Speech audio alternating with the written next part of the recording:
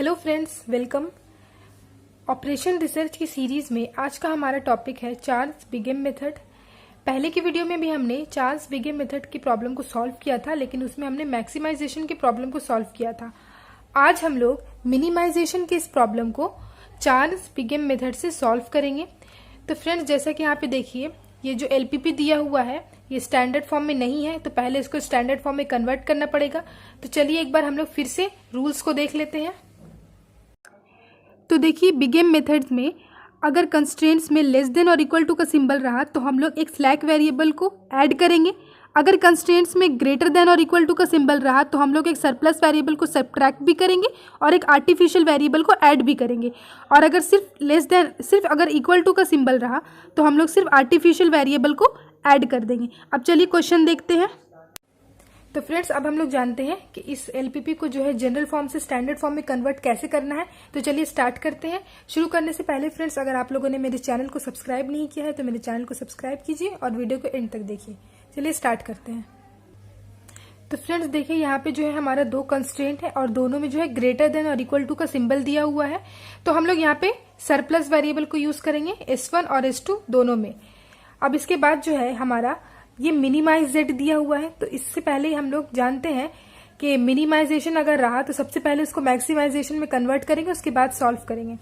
तो यहाँ पे मिनिमाइज दिया हुआ है तो हम लोग लिखेंगे मैक्स जेड डैश, जेड की जगह जेड डैश लिख देंगे। और ये जो पूरा ऑब्जेक्टिव फंक्शन है उसको -1 से मल्टीप्लाई करके यहाँ लिखेंगे। तो ये हो जाएगा -12x1 -20x2। ये मैक्स Z1 हो गया। इसके बाद है हमारा कंस्ट्रेंट सब्जेक्ट टू, ये वाला होगा हमारा 6x1 + 8x2। यहाँ पे है जो हमारा एक यहाँ पे सब्ट्रैक्ट होगा सरप्लस वेरिएबल S1 और यहाँ पे एक ऐड होगा आर्टिफिशियल वेरिएबल A1 और ये इक्वल टू हो जाएगा 100 के। और यहाँ पर भी इसी तरीके से होगा 7x1 + 12x2। यहाँ पे S2 को माइनस करेंगे और A2 को ऐड कर देंगे और ये इक्वल टू हो जाएगा 120 के। इसके बाद हम लोग लिख देंगे कि x1 x2 s1 s2 और a1 a2 जो है ग्रेटर देन इक्वल टू 0 है।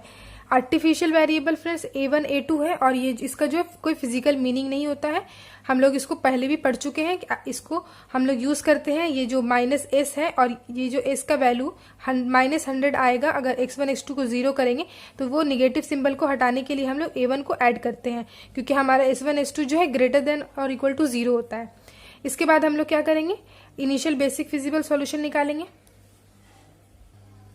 तो देखिए इनिशियली क्या होगा, x1 और x2 जो है हमारा 0 हो जाएगा।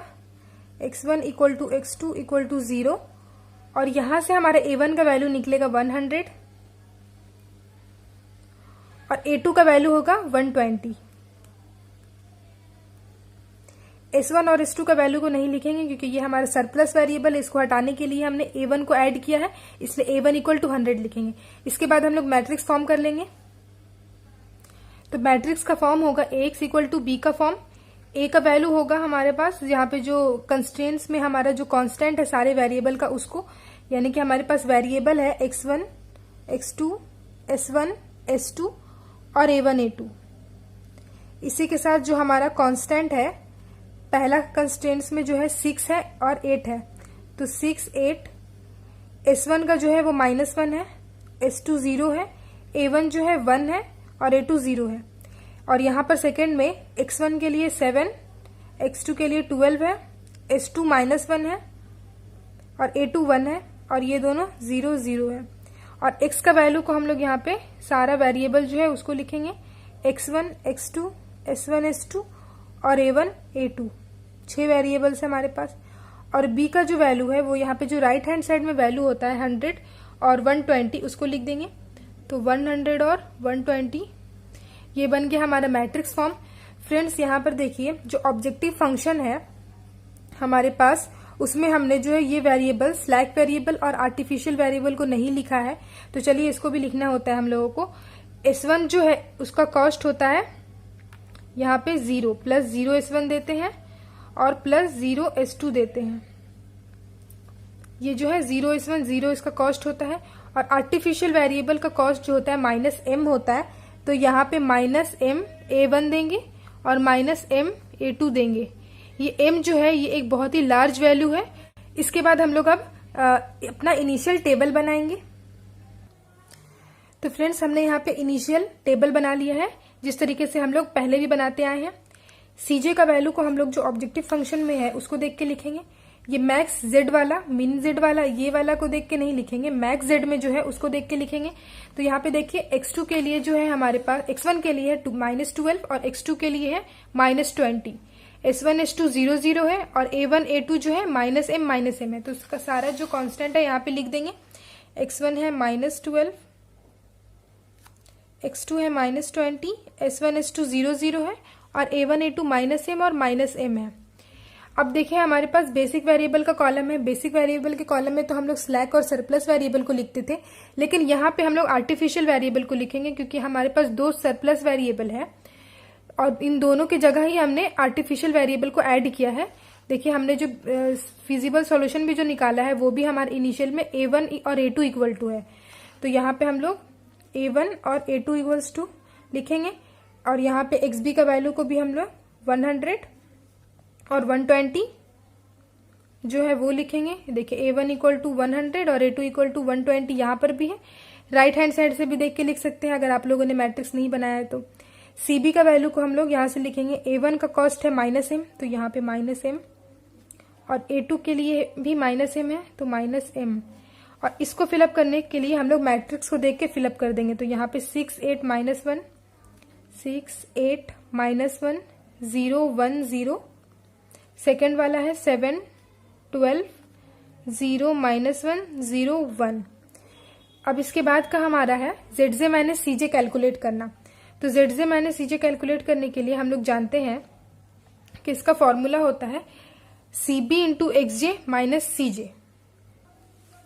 तो देखिए ZJ माइनस CJ का वैल्यू लिखा है, तो इस तरीके से Z1 माइनस C1 का वैल्यू हो जाएगा CB into X1 minus C1। अब Z1 माइनस C1 के लिए देखिए CB तो हमारे पास -m है और X1 है 6 और 7, तो इस तरीके से मल्टीप्लाई करेंगे और ऐड करते हुए लिखेंगे। मतलब CB इंटू X1 क्या होगा, -m into 6 plus -m into 7 -m into 7, ये हो गया हमारा CB इंटू X1। और माइनस C1 क्या है हमारा, X1 के लिए C1 है -12, तो माइनस ऑफ -12, इसको हम लोग कैलकुलेट करेंगे तो ये हो जाएगा -6m और -7m, तो माइनस हो जाएगा 13m और ये +12। तो ये वाला वैल्यू को यहाँ पे अब हम लोग लिखेंगे -13m +12। इसी तरीके से हम लोग Z2 माइनस C2 कैलकुलेट करेंगे, तो Z2 माइनस C2 हो जाएगा हमारा CB into X2 minus C2। तो अब हमारे पास X2 ये है और CB तो सेम ही है, तो -m into 8 plus -m into 12 और माइनस कर देंगे -20 से। तो अब यहाँ पे हम लोग लिखेंगे, तो देखिए Z2 माइनस C2 आया -20m प्लस 20, तो यहाँ लिख देंगे -20m और +20। इसी तरीके से Z3 माइनस C3 कैलकुलेट करेंगे तो हम लोग के पास आएगा -m into -1 plus -m into 0 -0। तो यहाँ पे हम लोग उसको निकालेंगे, Z3 माइनस C3 हो जाएगा -m into -1 plus -m into 0 और -0। तो इसका वैल्यू आएगा हम लोगों के पास +m। तो देखिए ये वाला को वैल्यू को हम लोग यहाँ पे लिख देंगे +m। इसी तरीके से Z4 minus C4, Z5 minus C5 और Z6 माइनस C6 हम लोग निकालेंगे। तो फ्रेंड्स देखिए हमने यहाँ पे सारा जो है ZJ माइनस CJ निकाल लिया है। Z4 माइनस C4 आया है m, Z5 माइनस C5 जो है 0 आया है और Z6 माइनस C6 भी है 0 आया है। तो अब हम लोग इस सारे वैल्यूज को टेबल में फिलअप कर देते हैं। तो देखिए फ्रेंड्स टेबल में हमने ZJ माइनस CJ को पूरा फिलअप कर दिया है। अब हम लोग देखेंगे ZJ माइनस CJ जो है ग्रेटर देन और इक्वल टू 0 है या नहीं। तो ZJ माइनस CJ जो है यहाँ पे एक -13m है और -20m है। m जो एक लार्ज वैल्यू है उसके साथ हम लोग 20 को मल्टीप्लाई किए हैं और यहाँ पे 13 को मल्टीप्लाई की है, लेकिन यहाँ पे माइनस होने की वजह से जो -20m होगा वो ज्यादा बड़ा, मतलब जो होगा मोस्ट नेगेटिव होगा। तो ये वाला हमारा जो है वैल्यू को हम लोग लेंगे, क्योंकि यहाँ पे -20m है, माइनस को ध्यान में रखना है, -20m -13m है, तो -20m जो होगा वो मोस्ट नेगेटिव होगा। तो इसके कॉरेस्पॉन्डिंग में जो हमारा कॉलम होगा वो हो जाएगा की कॉलम, और x2 जो होगा इनकमिंग वेक्टर होगा। अब हम लोगों को आउटगोइंग वेक्टर निकालना है कि हमारे टेबल से जो है बाहर कौन सा जाएगा, A1 या A2। तो इसको फाइंड आउट करने के लिए अब हम लोग मिनिमम रेशियो निकालेंगे। तो देखिए हमने यहाँ पे मिनिमम रेशियो का कॉलम बना लिया है, और इसका फॉर्मूला होता है XB, ये XB डिवाइडेड बाई की कॉलम। तो की कॉलम हमारे पास x2 आया है, तो XB बाई x2 लिख देंगे, और ये जो x2 होगा वो ग्रेटर देन 0 होना चाहिए, तभी कैलकुलेट करेंगे, अदरवाइज हम लोग कैलकुलेट नहीं करेंगे। तो XB का वैल्यू है 100 और x2 का 8, तो 100 डिवाइडेड बाई 8 ये हो जाएगा 12.5 समथिंग, ऐसा ही कुछ होगा। और यहाँ पे है 120 डिवाइडेड बाई 12, तो ये होगा 10।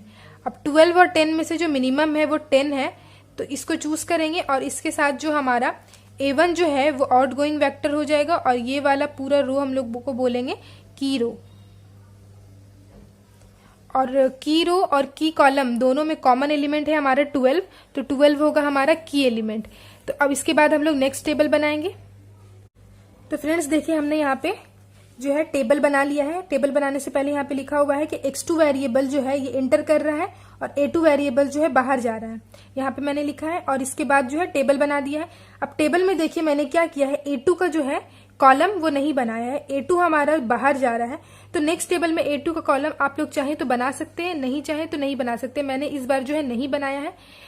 अब इसके बाद जो है फिलअप करेंगे। cj का वैल्यू सेम रहेगा, -12 -20 0 0 और a1 के लिए -m। और बेसिक वेरिएबल के कॉलम में जैसे है यहाँ पे a1, ये a1 रहेगा, और a2 की जगह x2 आएगा। a1 के लिए है हमारे पास -m, तो cb में -m लिखेंगे, और x2 के लिए -20 है तो -20 लिखेंगे। अब क्या करेंगे हम लोग, यहाँ पे देखिए ये वाला पूरा कॉलम को फिलअप करने के लिए हम लोग पहले रो ऑपरेशन करते थे। हम लोगों ने एक वीडियो में अपने ये क्रॉस मल्टीप्लाई वाला भी जो है मेथड को यूज किया हुआ है, तो आज भी हम लोग क्रॉस मल्टीप्लाई वाला मेथड को यूज करेंगे। देखिए हमारे पास इसको मान लेते हैं ये R1 और R2। तो R2 कुछ जो है हमारा की रो है। की रो को हम लोग को यहाँ पे देखिए x2 है और a2 बाहर निकल रहा है, तो a2 हमारा 0 1 है, तो x2 को भी हम लोग को 0 और 1 करना है। तो देखिए 0 और 1 करना है, तो हमारे पास क्या हो जाएगा, 12/12 करेंगे। तो पहले R2 को जो है हम लोग की एलिमेंट यानी कि 12 से डिवाइड कर देंगे, मतलब पूरा R2 को R2/12 कर देंगे। तो यहाँ पे हमने लिखा है कि हमने क्या किया, देखिए इसको हम लोग R1 डैश कर लेते हैं और इसको R2 डैश। तो R2 डैश को हमने लिखा है R1 डिवाइडेड बाई क्या है हमारे की एलिमेंट 12। तो इसको 1 करने के लिए पहले तो हम लोग जो सेम करते थे वैसे ही करेंगे। तो यहाँ पे हम लोग इस तरीके से फिलअप करेंगे। इसके बाद हम लोग A1 और x2 को देखेंगे, क्योंकि हम लोग को पता है जो बेसिक वेरिएबल के कॉलम में होता है वो आइडेंटिटी मैट्रिक्स फॉर्म करता है। तो A1 होगा 1 0 और A2 होगा 0 1। तो A1 होगा 1 0 और x2 होगा 0 1। अब ये इतना तक फिलअप कर लिया। अब हमारे पास 4 वैल्यूज बचे हैं फिलअप करने के लिए, 1 2 3 और 4। तो इन चारों वैल्यूज को हम लोग क्रॉस मल्टीप्लाई से फिलअप करेंगे। तो देखिए हम लोग को यहाँ पे XB का फर्स्ट वाला जो है वैल्यू निकालना है, तो मैं यहाँ पे लिख देती हूँ। देखिए हम यहाँ पे लिख रहे हैं, ठीक है, XB का फर्स्ट वाला वैल्यू इस तरीके से लिख रहे हैं। XB का फर्स्ट वाला वैल्यू मतलब XB का फर्स्ट वाला वैल्यू, ये वैल्यू को निकाल रहे हैं हम लोग। कैसे निकालेंगे, पुराना टेबल में हम लोग देखेंगे कि XB का फर्स्ट वाला वैल्यू 100 है, तो इस 100 को जो है हम लोग डायरेक्ट क्रॉस मल्टीप्लाई कर देंगे की एलिमेंट से। की एलिमेंट है हमारा 12, तो 100 इंटू 12 ये एक बन रहा है 100 इंटू 12। अब क्रॉस बनाने के लिए क्या करेंगे, 120 इंटू 8 करेंगे, तब देखिए ये क्रॉस बन रहा है, ठीक है। तो पहले 100 इंटू 12 करेंगे और माइनस करेंगे 8 इंटू 120, तो यहाँ पे लिखेंगे 100 into 12 minus 8 into 120, cross multiply कर दिए। इस वैल्यू को निकालने के लिए डिवाइड कर देंगे इस पूरे को की एलिमेंट से। की एलिमेंट है हमारा 12, तो 12 से क्रॉस मल्टीप्लाई कर दिए तो इसका वैल्यू आ जाएगा, यहाँ पे होगा 240/12 यानी कि 20। तो ये XB का फर्स्ट वाला वैल्यू कैलकुलेट किया हमने 20, तो यहाँ पे लिख देंगे 20। अब क्या है X1 का फर्स्ट वाला वैल्यू, तो यहाँ पे मैं लिख रही हूँ इस तरीके से X1 का फर्स्ट वाला वैल्यू कैसे कैलकुलेट करेंगे। देखिए X1 के फर्स्ट में 6 है, तो 6 को हम लोग डायरेक्ट 12 से क्रॉस मल्टीप्लाई कर देंगे क्योंकि ये 12 जो है की एलिमेंट है। तो 6 इंटू 12 माइनस करेंगे, क्रॉस कैसे बन रहा है, ये 6 इंटू 12 क्रॉस बनाने के लिए हम लोग को 7 इंटू 8 करना पड़ेगा। तो 7 इंटू 8 कर दिए, पूरा को डिवाइड कर देंगे की एलिमेंट से यानी कि 12 से, तो 12 से डिवाइड कर दिए तो यहाँ पे वैल्यू आएगा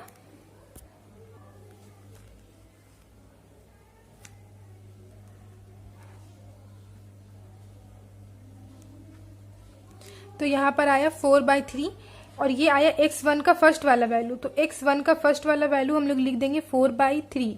इसके बाद है S1 का फर्स्ट वाला वैल्यू, तो यहाँ लिखते हैं S1 का फर्स्ट वाला वैल्यू कैसे निकालेंगे।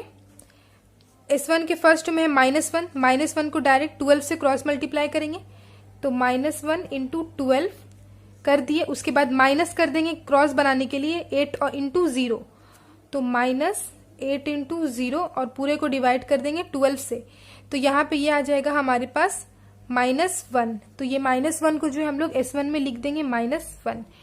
S2 का जो फर्स्ट वाला वैल्यू है इसको निकालने के लिए हम लोग S2 का फर्स्ट वाला वैल्यू निकालने के लिए हम लोग यहाँ पे पहले से 0 है, देखिए यहाँ पे 0 है, तो 0 को डायरेक्ट क्रॉस मल्टीप्लाई करेंगे 12 से, तो 0 इंटू 12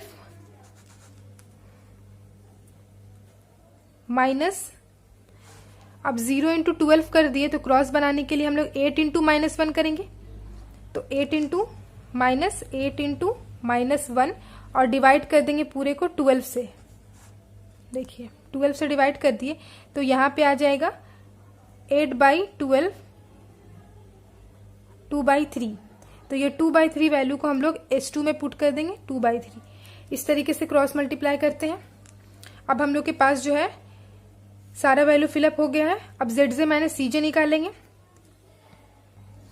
तो देखिए ZJ माइनस CJ के लिए हम लोग पहले Z1 माइनस C1 निकालेंगे, तो -M इंटू 4/3, ये -M इंटू 4/3 प्लस क्या है -20 इंटू 7/12, -20 इंटू 7/12, इसको माइनस कर देंगे CJ यानी कि यहाँ पे C1 के लिए है -12, तो माइनस ऑफ -12।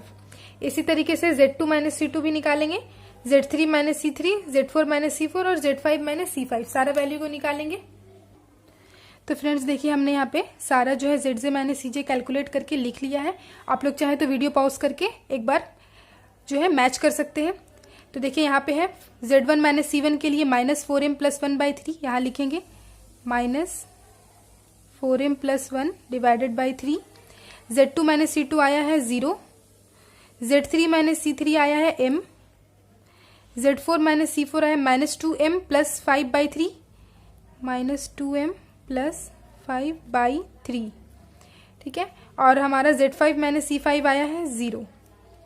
तो इसके बाद हम लोग चेक करेंगे कि सारा जो है ZJ माइनस CJ जो है ग्रेटर देन और इक्वल टू 0 है या नहीं।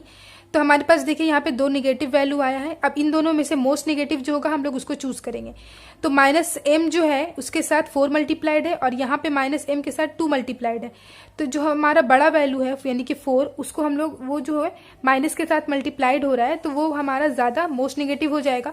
तो हम लोग -4M को चूज करेंगे, यहाँ पे ऐसे एरो बनाएंगे और इसके साथ जो हमारा X1 का जो है कॉलम होगा वो होगा की कॉलम और X1 जो होगा वो होगा इनकमिंग वेक्टर। अब इसके लिए हम लोग को आउटगोइंग वेक्टर निकालना पड़ेगा। अब A1 और X2 में से कौन सा आउटगोइंग वेक्टर होगा, इसके लिए हम लोग को मिनिमम रेशियो कैलकुलेट करना होगा। तो फ्रेंड्स अब हमने मिनिमम रेशियो का कॉलम बना लिया है। जैसे मैंने पहले ही बोला कि पहले से नहीं बना के रखना है। जब हम लोग देख लेंगे कि ZJ minus CJ negative value आ रहा है, उसके बाद ही हम लोग को बनाना है। तो मिनिमम रेशियो का जो हमारा फॉर्मूला होता है वो XB बाई की कॉलम होता है, और यहाँ पे हमारा की कॉलम निकला है X1, तो XB बाई X1 करेंगे, और X1 जो है ग्रेटर देन 0 होना चाहिए। इसके अलावा इस किसी और केस में हम लोग इसको कैलकुलेट नहीं करेंगे। तो XB है हमारा 20, और 20 डिवाइडेड बाई X1 है हमारा 4/3, ठीक है। तो देखिए यहाँ पे XB, हाँ 4/3 सही है, तो ये हो जाएगा हमारा 15। अब यहाँ पे देखिए XB है हमारे पास 10 डिवाइडेड बाई X1 है 7/12, ठीक है। ये तो इसका वैल्यू आएगा हमारे पास 17, ठीक है। तो फ्रेंड्स अब हम लोग यहाँ पे दोनों में से देखेंगे, ये 17 पॉइंट समथिंग 1 होगा, तो हम लोग को मिनिमम देखना होगा। तो 17 में और 15 में मिनिमम जो है 15 है, तो इसके साथ जो है 15 का जो हमारे पास ये होगा हमारा की रो, और A1 जो है हमारा आउटगोइंग वेक्टर हो जाएगा, और इसकी जगह इनकमिंग वेक्टर X1 आएगा, और हमारे पास की एलिमेंट जो होगा वो 4/3 होगा। तो अब नेक्स्ट टेबल हम लोग बनाएंगे, और नेक्स्ट टेबल में जो है A1 को नहीं लिखेंगे, क्योंकि A1 जो है हमारा बाहर जा रहा है, तो हम लोग को A1 का लिखने का जरूरत नहीं है। जैसे हमने यहाँ पर A2 लिखा था, A2 बाहर गया तो इस टेबल में A2 नहीं लिखे, तो इसी तरीके से A1 बाहर जा रहा है तो नेक्स्ट टेबल में हम लोग A1 को भी नहीं लिखेंगे। तो फिर हमारे पास हो जाएगा वेरिएबल X1, X2, S1 और S2। तो देखिए फ्रेंड्स, हमने यहाँ पे जो अपना नया टेबल बना लिया है, और यहाँ पे हमने बेसिक वेरिएबल के कॉलम में भी X1 और X2 लिख दिया है। तो देखिए यहाँ पे X1 का जो कॉस्ट है हमारे पास -12 है, यहाँ -12 लिखेंगे, और X2 का -20, यहाँ -20 लिख देंगे। अब इसके बाद देखिए हम लोग क्या करेंगे, XB से लेकर के S2 तक का हम लोग को टेबल फिलअप करने के लिए हम लोग इससे जस्ट प्रीवियस वाले टेबल को देखना होगा। फ्रेंड्स देखिए, हमारे पास ये वाले टेबल में हमारा जो की एलिमेंट है वो 4/3 है, और हम लोग को अपना की एलिमेंट को 1 करना होता है, और उसके अलावा इसको 0 करना है, क्योंकि A1 बाहर गया है, और A1 के जो है कॉलम में 1 0 है, तो हम लोग को X1 को भी जो है 1 0 करना है। तो 1 करने के लिए यहाँ पे इस वाले को 4/3 को डिवाइड कर देंगे 4/3 से, मतलब R1 डैश को हम लोग डिवाइड कर देंगे 4/3 से। तो देखिए हमने यहाँ पे लिख दिया है वैल्यूज को, ये हमारा R1 डबल डैश है, R1 डबल डैश को हमने R1 डैश इंटू 3/4 करके लिखा है। इसके बाद हम लोग को R2 डबल डैश को फिलअप करना है। तो R2 डबल डैश में देखिए फ्रेंड्स, हम लोग जानते हैं कि बेसिक वेरिएबल में जो हमारे पास वेरिएबल होता है, बेसिक वेरिएबल के कॉलम में जो वेरिएबल से X1 X2 वो आइडेंटिटी मैट्रिक्स फॉर्म करता है। तो इसीलिए X1 होगा 1 0 और X2 होगा हमारा 0 1। तो अब हम लोग के पास जो है 3 वैल्यूज को निकालना है, यहाँ, यहाँ और यहाँ। तो अब हम लोग क्या करेंगे, क्रॉस मल्टीप्लाई करेंगे। हम लोग देखिए XB का फर्स्ट वाला वैल्यू निकालेंगे। तो इससे पहले वाला टेबल देखेंगे हम लोग।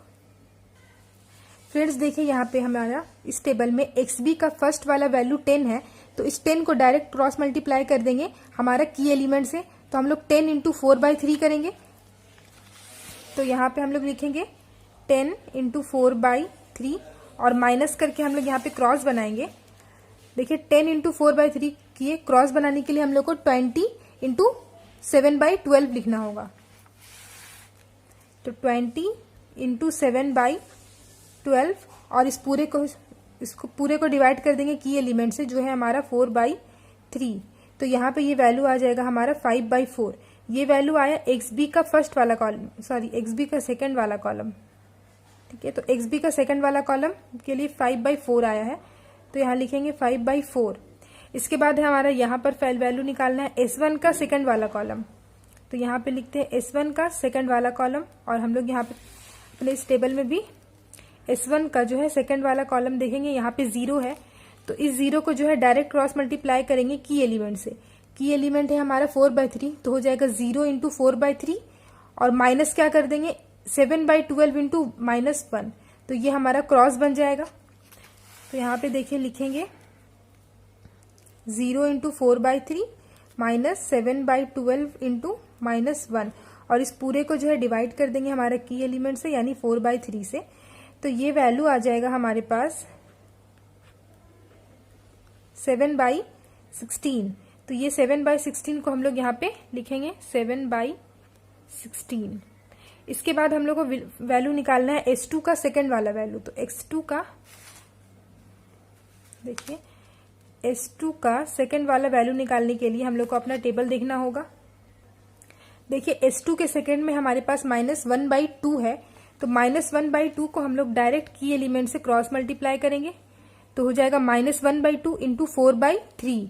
अब क्रॉस बनाने के लिए हम लोग 7/12 को 2/3 से क्रॉस मल्टीप्लाई कर देंगे, तो हो जाएगा 4/3 इंटू -1/2 माइनस 7/12 इंटू 2/3। तो यहां लिखेंगे 4/3 इंटू -1/12 माइनस 7/12 इंटू 2/3, और इस पूरे को जो है हम लोग डिवाइड कर देंगे की एलिमेंट से, यानी कि 4/3 से। तो ये इक्वल टू हो जाएगा हमारा -3/8। अब इस -3/8 के वैल्यू को हम लोग यहाँ पे लिख देंगे। इसके बाद है हमारा ZJ माइनस CJ कैलकुलेट करना। ZJ माइनस CJ कैलकुलेट करना हम लोग पहले से जानते हैं, CB into XB minus CJ। तो चलिए इसको निकालते हैं।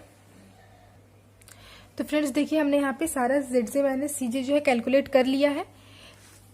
ये CB इंटू X1, ये CB into X1 minus CJ, फिर हमने CB इंटू X2 माइनस ये वाला CJ, फिर CB इंटू X3 माइनस 0, फिर CB इंटू S2 माइनस 0। इस तरीके से करके हमने ZJ माइनस CJ सारा कैलकुलेट कर लिया। अब वैल्यू लिखेंगे। Z1 माइनस C1 के लिए आया हमारे पास 0, Z2 माइनस C2 के लिए भी 0, Z3 माइनस C3 के लिए 1/4, Z4 माइनस C4 के लिए आया है 3/2। तो अब देखिए फ्रेंड्स हमारा जो ZJ माइनस CJ जो है वो सारा ग्रेटर देन और इक्वल टू 0 आ गया है। तो अब हम लोग जैसे कि पहले से जानते हैं रूल्स, पर एक बार फिर से देख लेते हैं हमारे बिग एम मेथड्स के रूल्स को। तो फ्रेंड्स हम लोग ने वो टेबल बना लिया है जहाँ पर हम लोग का सारा ZJ माइनस CJ का वैल्यू ग्रेटर देन और इक्वल टू 0 हो गया है। तो उस टेबल में हम लोग देखेंगे पहला केस में अगर कोई भी आर्टिफिशियल वेरिएबल हम लोग का बेसिक वेरिएबल के कॉलम में नहीं है और हमारा ZJ माइनस CJ भी जो है ग्रेटर देन और इक्वल टू 0 है, तो हम लोग बोलेंगे कि हमारा जो सॉल्यूशन है वो बेसिक ऑप्टिमल सॉल्यूशन हो गया है। दूसरा केस में हम लोग देखेंगे कि हमारे टेबल में कम से कम एक आर्टिफिशियल वेरिएबल जो है आ रहा है और वो जो है 0 लेवल पे आ रहा है, और हमारा जो है कंडीशन भी जो है ZJ माइनस CJ जो है वो सेटिस्फाई कर रहा है, ग्रेटर देन इक्वल टू 0 है, तो भी हम लोग बोलेंगे कि हमारा जो करेंट सॉल्यूशन है वो ऑप्टिमल बेसिक फिजिबल सॉल्यूशन है। तीसरा जो है हम लोग देखेंगे कि हमारे टेबल में जो कम से कम एक आर्टिफिशियल वेरिएबल आ रहा है लेकिन पॉजिटिव लेवल पे आ रहा है, और हमारा जो है ZJ माइनस CJ भी जो है वो ग्रेटर देन इक्वल टू 0 हो रहा है। तो इस केस में हम लोग बोलेंगे कि जो हमारा ओरिजिनल प्रॉब्लम है वो नो फिजिबल सॉल्यूशन है। इसका मतलब हमारा सॉल्यूशन जो है सेटिस्फाई कर रहा है कंस्ट्रेंट्स को बट ऑप्टिमाइज नहीं कर रहा है हमारा ऑब्जेक्टिव फंक्शन को। तो इस तरीके से हम लोग यहाँ पे एक लार्ज पेनल्टी कंटेन करते हैं, इसलिए इसको हम लोग स्यूडो ऑप्टिमल सॉल्यूशन बोलते हैं। तो फ्रेंड्स देखिए हमारा यहाँ पर बेसिक वेरिएबल के कॉलम में कोई भी आर्टिफिशियल वेरिएबल जो है नहीं आया है। इसका मतलब हमारा फर्स्ट वाला जो कंडीशन है वो सेटिस्फाई कर रहा है, कोई भी आर्टिफिशियल वेरिएबल नहीं है, और ZJ माइनस CJ भी जो है ग्रेटर देन और इक्वल टू 0 है। तो अब हम लोग यहाँ पे लिख सकते हैं कि, तो देखिए हमने लिखा है since all ZJ minus CJ जो है ग्रेटर देन इक्वल टू 0 है, तो हमारा सॉल्यूशन जो है ऑप्टिमम है, और हमारा सॉल्यूशन X1 इक्वल टू आया है। यहाँ टेबल से देखेंगे X1 इक्वल टू 15 और X2 इक्वल टू 5/4। तो X1 इक्वल टू हम लोग इन लिख देते हैं 15 और X2 इक्वल्स टू 5/4। अब हम लोग क्या करेंगे, मैक्स Z निकालेंगे। हमारे पास जो क्वेश्चन में था मैक्स Z हम लोग बनाए थे, हमने मैक्स Z डैश निकाला था। देखिए क्वेश्चन में हम लोग से मिनिमाइज Z दिया हुआ था और हम लोग इसको -1 से मल्टीप्लाई करके ऑब्जेक्टिव फंक्शन को मैक्स Z डैश बनाए थे।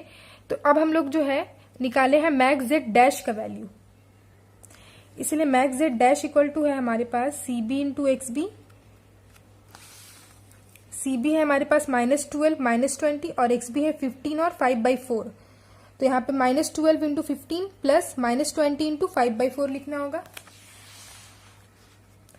यहाँ लिख देंगे -12 इंटू 15 प्लस -20 इंटू 5/4, और ये वैल्यू आ जाएगा हमारे पास -180 -25 -205 -205 वैल्यू आया हमारे पास मैक्स जेड डैश का। हम लोग को निकालना है, हम लोग को निकालने बोला था मिनिमाइज जेड, तो मिनिमाइज ऑफ जेड निकालने के लिए हम लोग फिर से माइनस से मल्टीप्लाई कर देंगे मैक्स जेड डैश में, फिर से मल्टीप्लाई कर देंगे तो क्या होगा, माइनस मैक्स जेड डैश है -205, तो ये हो जाएगा 205।